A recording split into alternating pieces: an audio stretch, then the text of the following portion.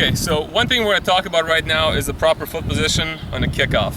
I see a lot of good high school kickers, college kickers, who can hit a 60-yard field goal off the ground, but yet when you put a ball on a kickoff tee and ask them to take their full approach and kick it, they don't really gain much distance on it.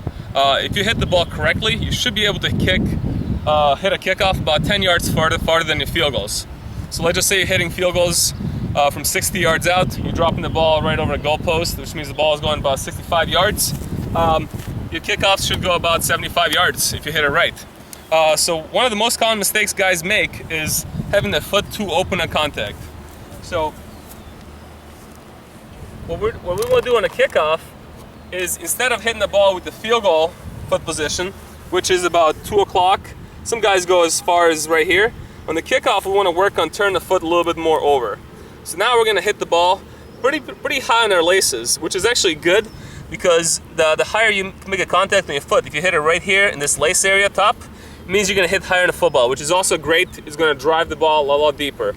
So we want to avoid this foot position. So let's get the camera back here behind. We want to avoid this foot position because you're not going to be able to transfer your momentum of your steps through it, and also when you kick it, because your body's kind of contorted a little bit, you're going to end up a lot of time falling off to the side and not being able to get the hip rotation through the ball.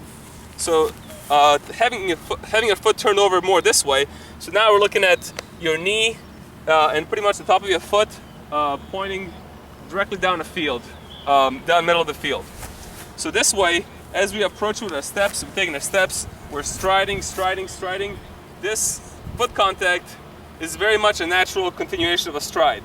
If I was to try to open up the foot at contact and hit it, all the momentum would be gone because I would most likely hit it and fall off to the right, which you'll see a lot of mediocre college guys do.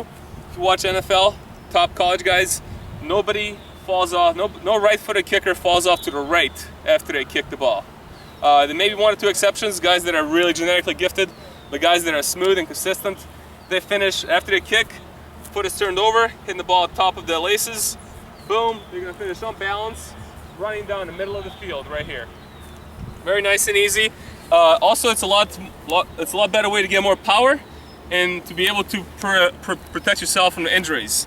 Hitting the kickoff with your foot open usually involves a lot of groin. Pulling with a quad, bigger muscle, more power. You'll be able to last longer in the kickoffs, basically, without getting anything injured. From here, one other adjustment we're going to make is for kicking off a 1-inch tee, we want our plant foot to be a little bit wider than about foot size away. So this is the foot size away right here, which is what we want on field goals.